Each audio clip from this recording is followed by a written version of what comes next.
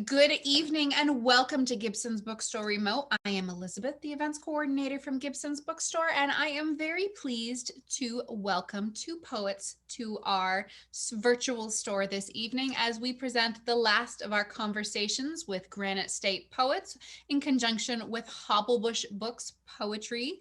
We are very pleased to be working with this publisher. They're really kind and wonderful to us. Hello, Kirsty, if you're in the audience. They're some of our favorite people to work with, and we're very pleased to be welcoming these two poets. Tonight we have New Hampshire State Poet Laureate Alexandria Peary, and she is joined as well in reading and in conversation with New Hampshire poet Margot Douaihy. The two of these women have their books available from Gibson's Bookstore. Our store is available for in-store browsing, online browsing. We offer online pickup or online shopping and curbside pickup, and we also are very happy to ship. Ladies, thank you so much for joining us. Our pleasure. So wonderful to be here. So I'm just gonna send it right over to you. Thank you so much for the great intro and just this space. Gibson's is an iconic bookstore. It's a thrill to be a part of this reading series with a poet that I truly admire and have admired for years, Alexandria Peary. So it's just great to be in this conversational space, in this virtual sphere with you as well. And hopefully we'll be seeing each other in a couple of weeks at the North County Young Writers Festival.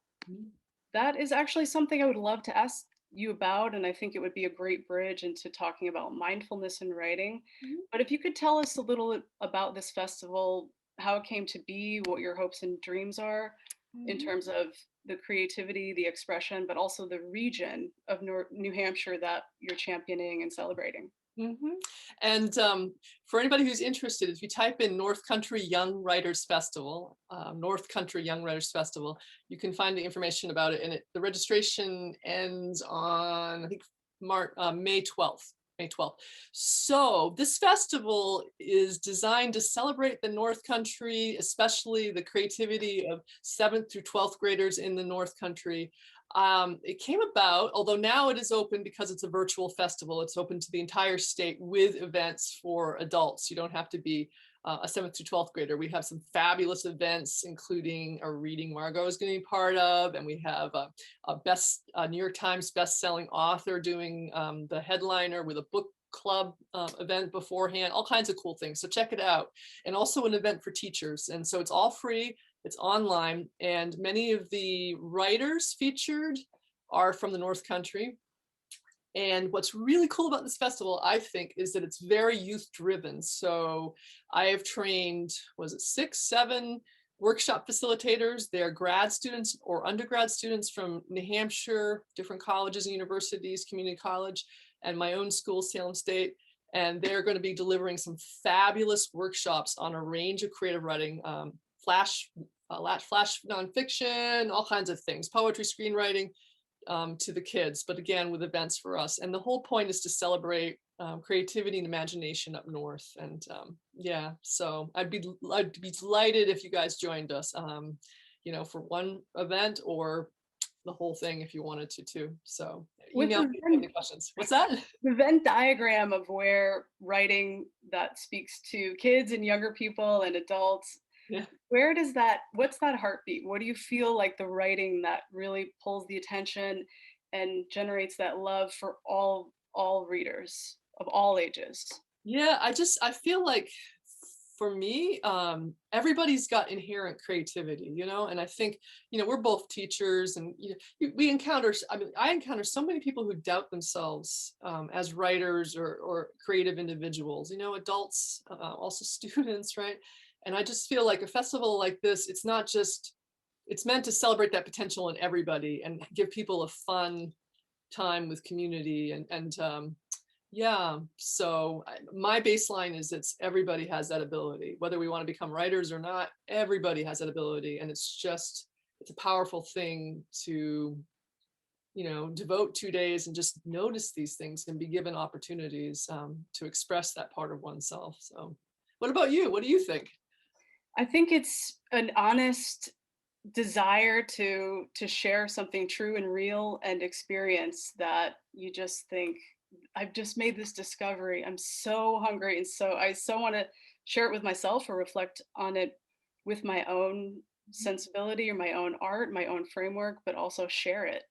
And I think that the books that I love that I read to my niece Lena, who might even be watching right now, but also the books that I read when I was a kid and the books that I read now, I think the through line is just a sense of authenticity. Mhm. So maybe it's a story that just feels so that resonates in such a true way, or just an insight, a piercing insight, one incredible idea to take away from a book or take away from a piece of art. And so I think that that really resonates.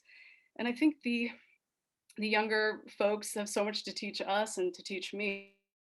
So I always want to hear what they're working on, how they're creating, how they're innovating in remarkable ways. I mean, from TikTok to the sharing of writing on Instagram and every single possible forum.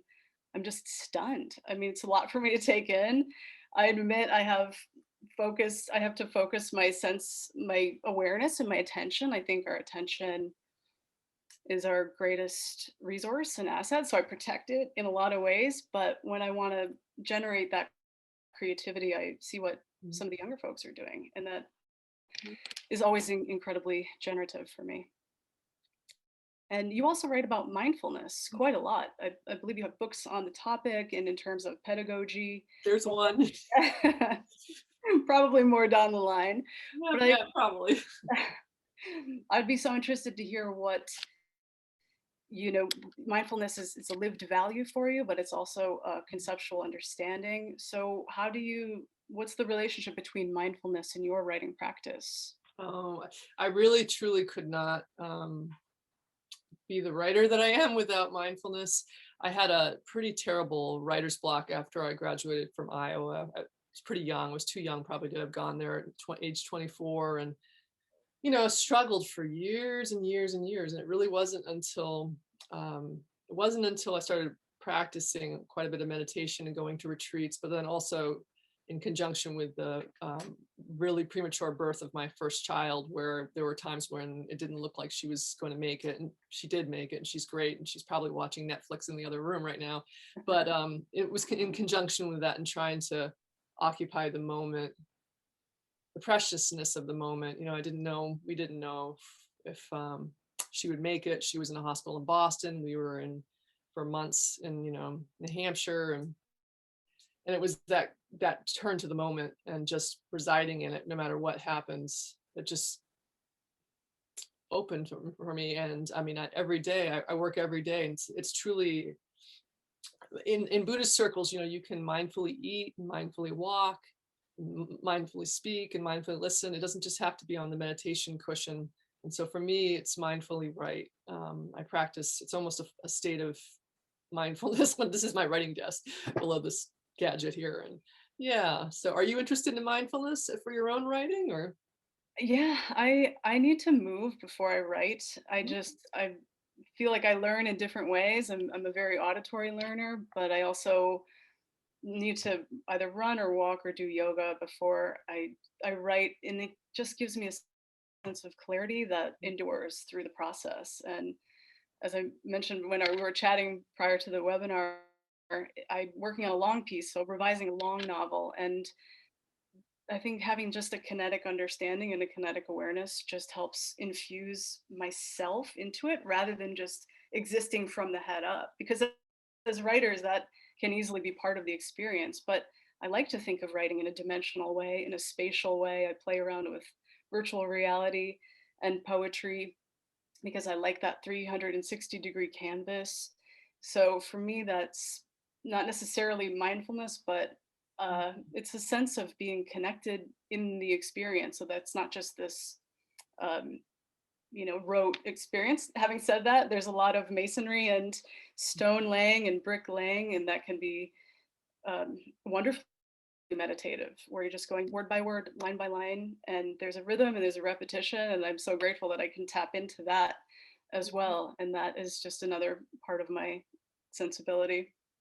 What you just said about not wanting to be just in the head when you write and needing to do yoga or walking, what I tell I teach mindful writing this semester, and the very act of mindfully breathing, you don't breathe in the, well, hopefully we all breathe in the future, but you don't breathe in the future or the past. By drawing your attention to the breath right now, a whole host of advantages arises, chiefly that you're aware that any fictive audience or concerns for product, those future-based thoughts, are not in the room with you. You start noticing your own environment and then just the whole body. And I bet you concur with this, that like ideas don't just come from the head, they're a whole body experience, right? I mean, Oh yeah. And sometimes if I'm writing dialogue, I'll just I'll act out a situation. There's an investigator in my book, and I just have her, is she resting her like Rodin's thinker, or is she, how can she make a thinking moment her own? But I have to live through that in a way to find what feels true and feels right to that particular character. And then sometimes I'm just looking around and just wondering what kind of wonderful epiphany might just be sitting on the desk. and and I think that's what's a real delight about writing. It can sometimes it feel a little bit of a loop, like same day, but that kind of intentionality and mindfulness can bring a sense of verve and freshness every single time we sit down to write. And I think that does come through. I think it comes through in the work, it comes through in the joy to share. joy. Yeah, even if it's really intense raw material, which is where I live. I like live in that space, but I still bring a kind of joy because we're able to share our difficulties and share our synthesis and share what electrifies us and haunts us and all of that. It's really is a gift. Every morning at the desk, I bow to my writing, whether it's a so-called bad day of writing or a good day, it doesn't matter. I bow to it. I bow to difficulty. And I just think it's such a state of grace with the self and with others to be able to make that contact. That just, it's such a blessing. Actually, the more I think about it, that's really, when you ask me about the kids up north, and oh man, if it's just some way to show people how to have that grace with writing, and stop worrying about what other people think, and grades if you're a student, and criticism and rejection if you're a professional writer, all that, just that state of grace. It's worth so much. In fact, if I don't get it in the morning, I'm a pretty nasty person in the household. I need it. I just need it just to.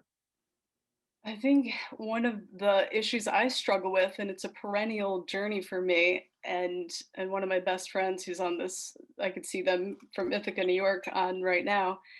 I called them last week kind of frantic, like, just my book's not where I want it to be. I tie my work, my output to myself sometimes. So I think that's where a little bit more intention of saying, yes, this is my heart and my soul. My art is just about everything to me, but it is also still something I'm working on. It's a work in progress and doesn't need to be perfect. Not everybody's going to love it. The most important thing is, do I stand by it? Do I believe in it? And that's what I try to tell my students, and by proxy tell myself. But I think can be devastating as a writer or any kind of artist or professional. Rejection can hit hard and it can hit deep. So I think that mindfulness comes in and just saying, you know what, we just have to get back up and keep going. It truly is. If we bring in the lessons that we've learned, it's going to make the writing stronger. One of my mentors, Jan Beatty in Pittsburgh, always said, good writing will be seen, not on the timeline that you might want, but it will. That's beautiful. Yeah. That's nice. Just that idea of the trickery of time, but just to kind of keep at it, keep hitting it over and over again, and don't give up. But I would love to hear some of your work on mindfulness. Do you have poems, new things you're working on, or favorite pieces that you'd like to share that center? Not on mindfulness, because I would say that right now I'm working on a collection of short stories that are about mindfulness, but I don't want to read those. I would love to share something from the newest manuscript and then I know we're going to go back and forth and do a reading, right? I'm sure the audience is like, get to the reading, folks. So I'm going to share a screen. Great. And so this is the second reading I've given from this. This is a new manuscript that's out and about being considered by presses, and it's called Gallery Galaxy. So, and I'm going to read you a poem. Let me get to the screen here. Share function, not that. One sec.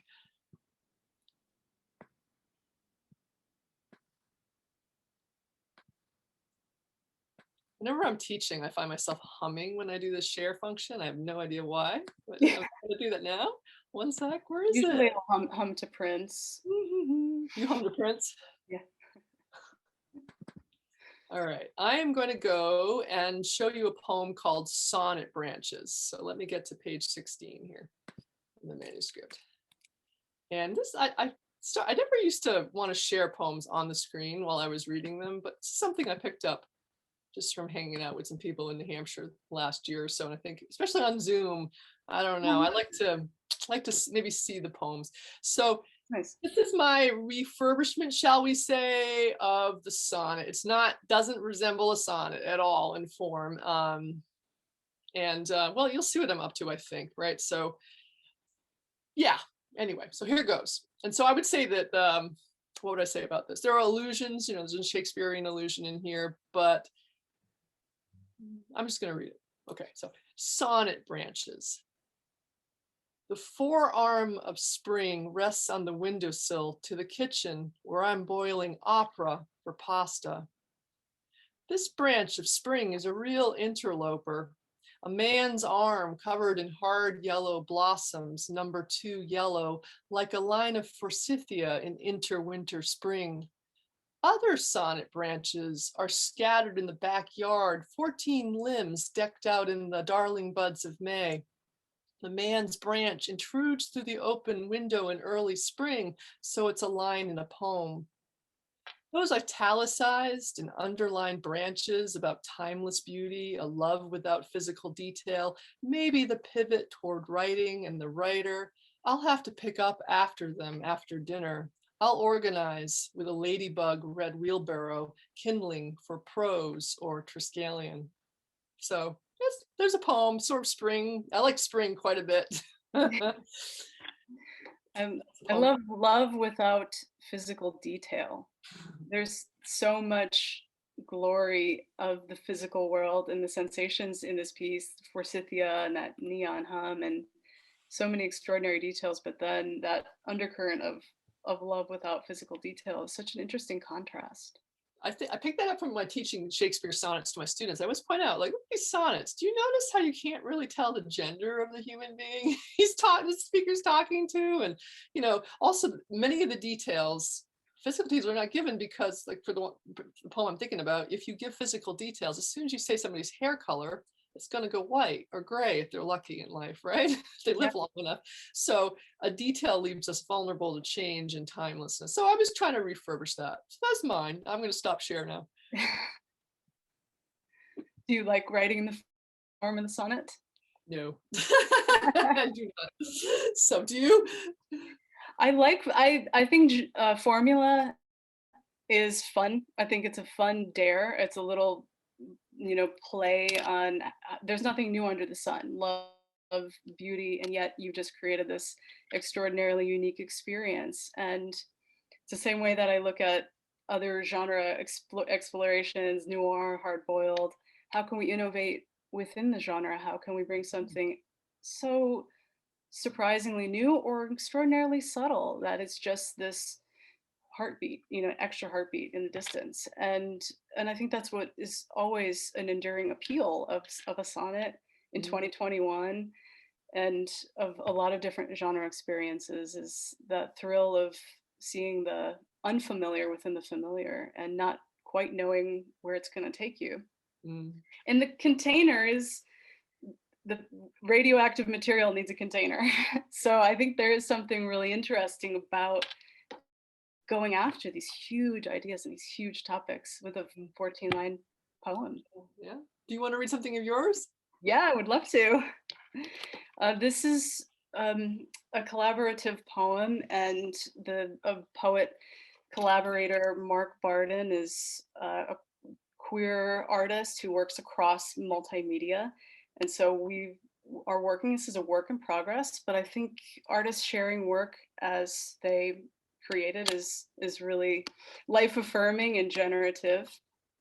This poem does have a content warning.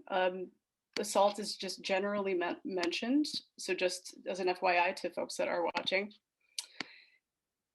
This is an anthem I've been trying to write for a while, and it's an anaphora poem, and it is called Queer Gen Xers.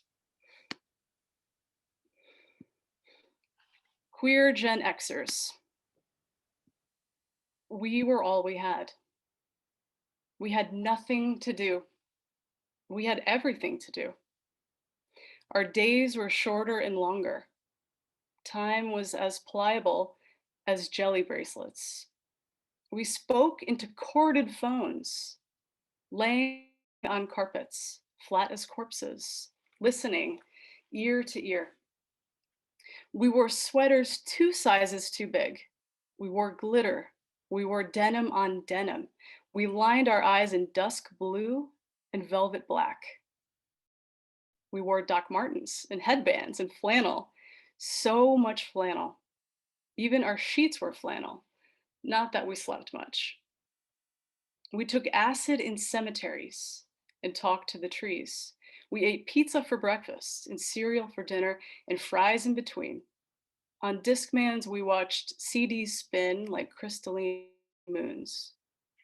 We fell in love with straight girls and straight boys. We loved best friends in ways they would never reciprocate. We hated ourselves for being so startlingly dumb. We looked things up in heavy books or the sepia dream of microfiche. Most questions had no answers. They simmered quietly out of sight, like a new life form hatching in a deep sea vent. We wept at how broken and wrong we felt. We had sex in cars, in parks, in bathrooms, in cheap motels with walls so thin you could hear people's thoughts in adjacent rooms. We stocked shelves at Price Chopper. We washed dishes at the nursing home. We worked checkout at the drugstore, flipped burgers at McDonald's. We worked wherever and for whomever was hiring in Scranton.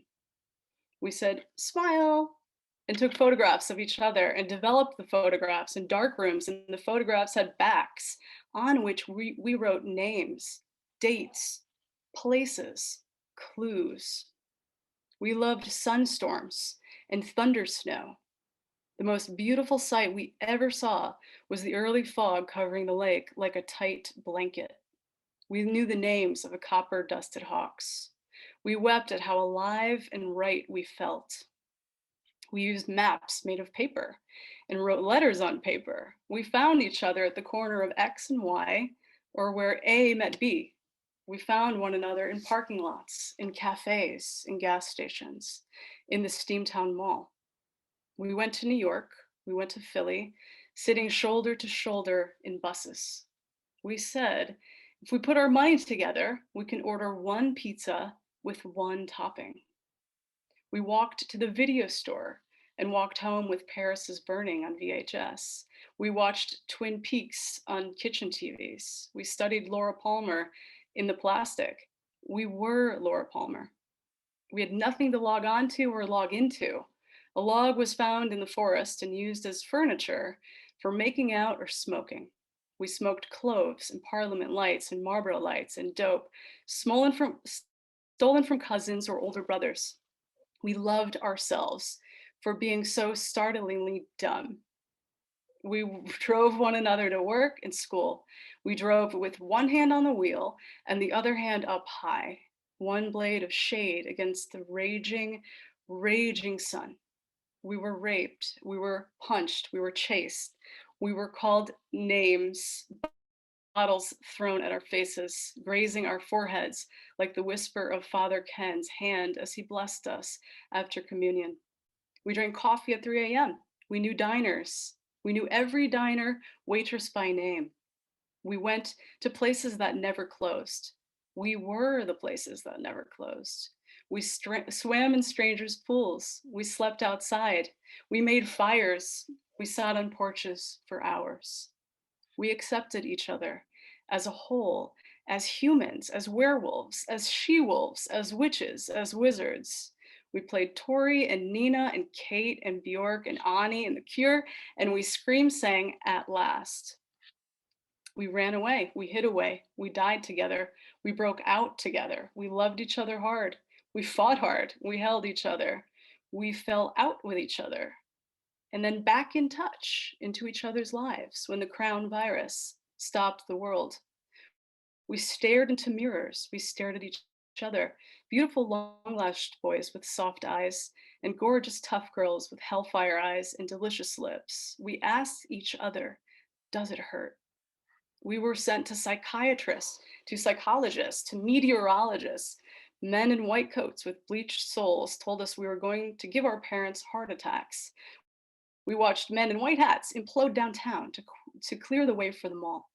We lit each other's cigarettes. We burned each other.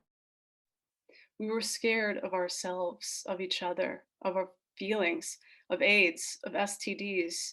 We hated our bodies. We loved our bodies. We painted our bodies. We fainted in sync, hands to forehead like grand thespians. We walked on sidewalks. We were tourists in our own town. We would never go back. We desperately wish we could go back. All we had was each other. We found the sun. That was spectacular. Wow. And thanks to my dear friend Mark, and you can look them up on Instagram at Mark Barden Art and see more of their work.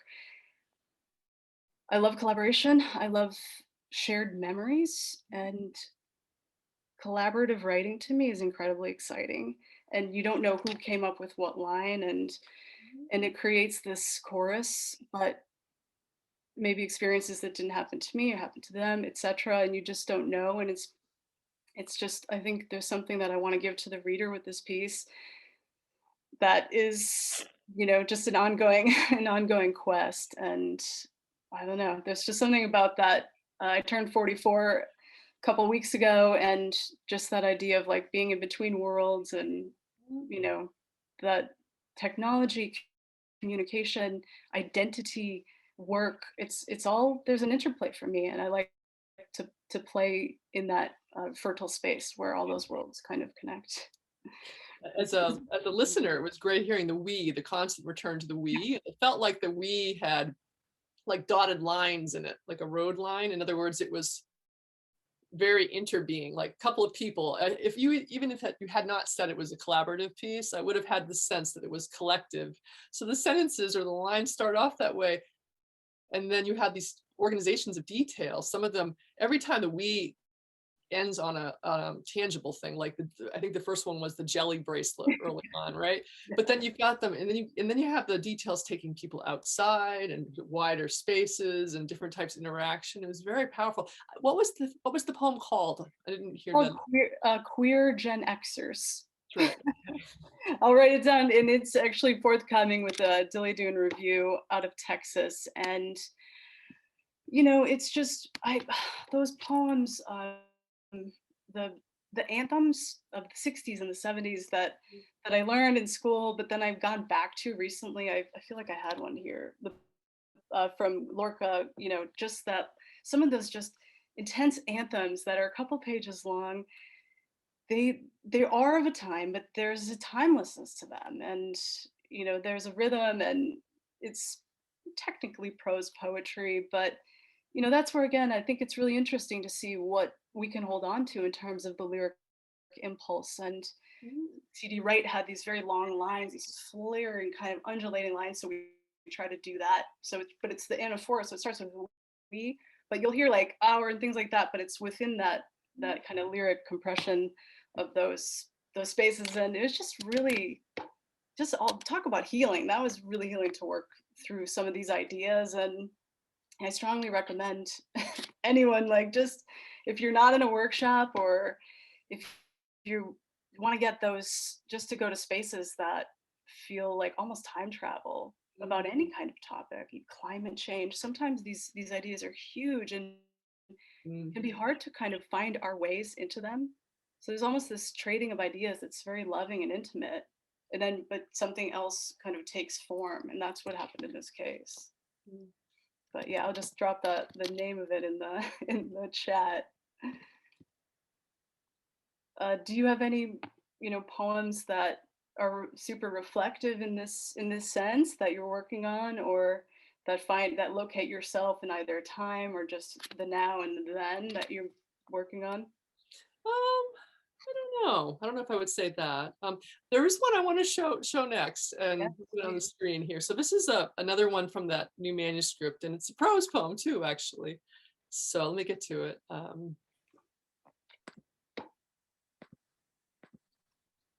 Oh, I love your prose poems that we published with the Northern New England Review.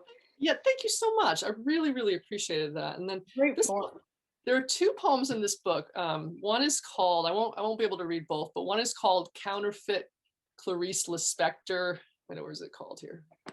I'll show it. I just want to show this other poem to you guys. All right, there it is. Counterfeit Clarice Last Lispector. So it's a pun on Last Supper, the great writer Clarice Lispector. Anyway, some references in there. I love this woman's work so much. In fact, I've got a photograph of her from 1947 on the wall behind this laptop. But the one I want to show you, so there's two in here, is this one. Paraphrased First Supper. The last one was The Last Supper. So it's pretty common for me to reference other artists inside the pieces that I'm working on, sometimes of other genres, et cetera, et cetera. And this one has a reference to Wallace Stevens, one of his early poems. In fact, it's the first poem published in his collected poems. So, and let's see, I would also say, of course, it's got a reference to The Last Supper in it. All right, so paraphrased First Supper. Still life in the middle of a sentence, still life at the end of a sentence, still life at the beginning. Every time we tried to pass an item, the bread basket, fork of recommendation, the ghost of red wine, over the plank table, a still life blocked our attempt. Wherever our white glove went, operated by the eye, the still life moved. It leapt to the middle of the sentence, to the start, to the end, across the plot ironed into table linens, a feast shared by friends and not servants. It was simultaneously a first discourse and farewell discourse. It leapt cat-like, the snow cat, the snow leopard that moved like machinery, bristled, blocking us this way, then that way. To love one another as I have loved you was how the toast went. We had rented event space at the Lions Club, not the Rotary, for the tiled vanishing point in the Renaissance perspective behind the banquet table.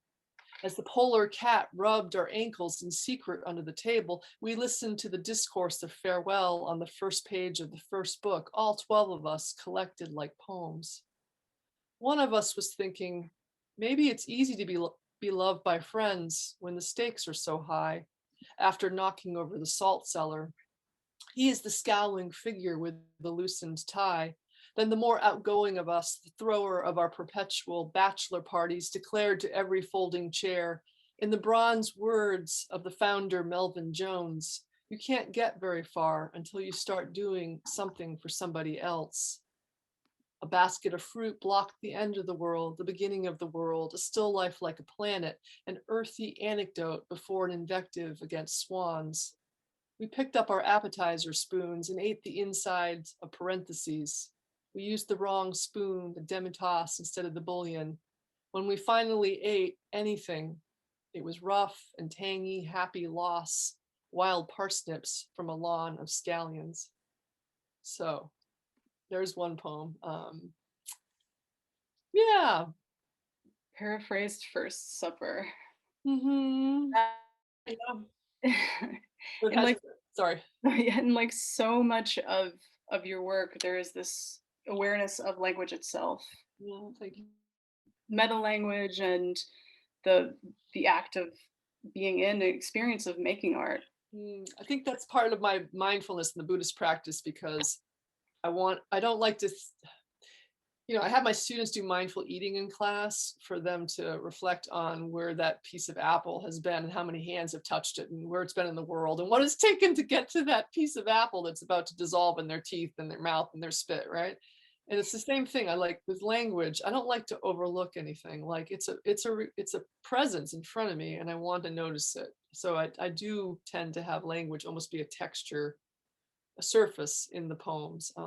And then of course, that is the poem by Wallace Stevens. What a poem, the first one in his book. I could go get it again up on the top Yeah. of it, but there's a reference to his first poem a couple times in here. And yeah, and then the Melvin Jones is the founder of, I think it's the Lions Club or one of those two. So, and just a real sense of, I don't know, a sense of camaraderie, but kind of at the end. Yes, absolutely. And so much wonderful intertextuality and just these hidden, basically gems of the idea of the still life, which is this great way to start such an active, deeply curious piece of exploration through this form. And I love the visualization that you have here. You seem to be so moved by the visual world and creating images. Your images are astonishing. Do you feel like you're a visual learner as well as verse and text? How Oh do you yeah. think? Yeah. So when I was a scholarship kid at Kobe College, I worked in the art library, and the man, he was so kind to me. He would let me have, the beautiful art folios that would come Oh, in. He would let me have all the covers and books, and I would staple them in my dorm room, and I probably am more well-read in the visual arts than I am in writing. I most of the books back there are art books, oh, it's almost embarrassing how many still lifes appear in my poems because I think I secretly want to be a still life painter, but I don't want to be a painter. I want to be a writer, You are painting. Yeah, I think we have time. I look at the clock. You should read something because I think we're supposed to stop at 7:45. So I'm going to stop share here. Sure. There are so many things I could read. And again, I just want to thank Elizabeth and the whole team at Gibson's Bookstore for carrying our books. And there's just nothing quite like going to a shop and getting a book. And thanks also to my great press, Clemson University Press. I think some folks are on this reading in the event today from them. It really is a collaborative experience, and working with smart editors is one of the greatest joys of my life. So, I'm gonna read something is just so topical. I feel like we were just talking about that idea of being present and the ways that writing can be that instrument of being in a moment and not necessarily trying to wish it away, but just adopting it and being in it and inhabiting that moment. So this is also an incredibly new poem. It's called Luck, and it's about little moments of hope, thinking about climate change, which is something I'm grappling with psychologically, but also just in my humanity and in my art. And I want to do much, much, much, much more. But this is just scratching the surface. Luck. It's not right, the wind speed these days. I stop the idling car and think of stronger trees to plant. It's too late, says a radio voice. The earth is too hot. Mars is our best bet. More birch fell by the riverbank, branches like arms outstretched, the devastating choreography of a stumped roach. It doesn't matter, but it's all that matters. The way I scan the ground for pennies to flip from tails to heads, leaving some good luck and money for strangers to find. How many wishes do we get in life? And what would they think? The angels, the aliens sailing past our curious blue planet, if they saw me, you, all of us, one by one, kneeling silently out of fear or hope, turning tiny faces toward the sun. Fabulous again. I love the turn towards the galaxy, towards the, you said what a scope, right? From a I think it was a cockroach. What was the Yeah, bug? roach. Roach to, I mean, roaches are just as important. I do believe that. Yes. I've got a cage full of mice over there that I've rescued from my cat's mouths, 2 of them. So I'm a big fan of creatures that are looked down upon, right? But so the roach, and then you got it like, what, the scope is fabulous in that poem. And then that question you asked about 3/4 of the way through is just beautiful. Thank you. Yeah. I must say, it could feel overwhelming thinking about climate change, thinking about these, white supremacy, entrenched racism, that we have no choice. We must act. And every day, every single day, we can do something. And I just thought there's this little thing that I do that's, more almost totally symbolic. And maybe it's for me, maybe it's for other people, but to kind of cultivate that sense of action and doing something, little tiny things every single day, and maybe even just that energy can help generate. But how on earth did you get mice out of your cat's mouth? That's what I want to know. Long story. And I have a tank of boys, and fortunately I can figure out the gender, and a tank of girls. Wow. And they come out. Oh, in fact, one of them's come out. And I also have mice that the girl was by herself, so I went to the pet store and I bought 2 mice that feed to snakes and stuff, little white guys. Yeah. And I put them in there, and the wild mouse is like mama to these. She's huge compared to the little white mice, and she hangs out with them and cuddles with them. And I mean, they're just, I don't know, I can't understand why people would kill them. They're just, I love them too. Right. I've been known to resuscitate. This is going to sound weird. Anyway, listen, my kids are grown in the other room. I've been known to resuscitate chipmunks, like literally go like this, and I've had chipmunks pop back to life. That glazed look they get when they're a mouse when it's about to do chest compressions. My kids say next thing it's going to be like the mouth or something. Chest compressions, and then sometimes they come back. They do. They might have just been stunned. Yeah, that's true. That's what we're trying to do with our art, bring each other back after All COVID. Right. On that note, but this has been lovely. What a great conversation with you. What a spirit you have. So likewise. And I don't see any questions in the chat, but if there are any, now's our time to field them about projects that Alexandria is working on, or anthems that I might be working on in collaboration. I will ask each of you, is there anything that your own poems have taught you? Oh, great question.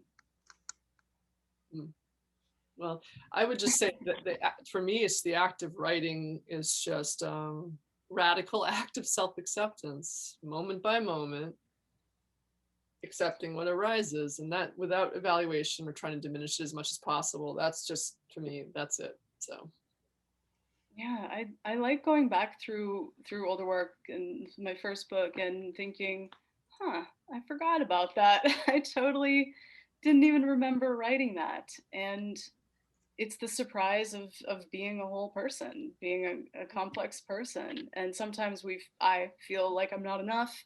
I'll never be enough. Those struggles that a lot of artists really do grapple with. Maybe it's confidence or just wanting to be, having the books come out, but really it's about having those moments and trying to create something true, maybe something beautiful, discover something. And so I like being surprised by thoughts and ideas and images that I completely forgot about. That's something that's a perennial joy for me. All right. Well, thank you so much to each of you. I would like to thank Hobblebush Books for helping arrange this. Tonight, our poets were NH State Poet Laureate Alexandria Peary and Margot Douaihy. Thank you so much to each of you for joining us, and to our audience members joining us from home. Have a great night, everybody. Thank you, everyone. bye. Bye. Bye.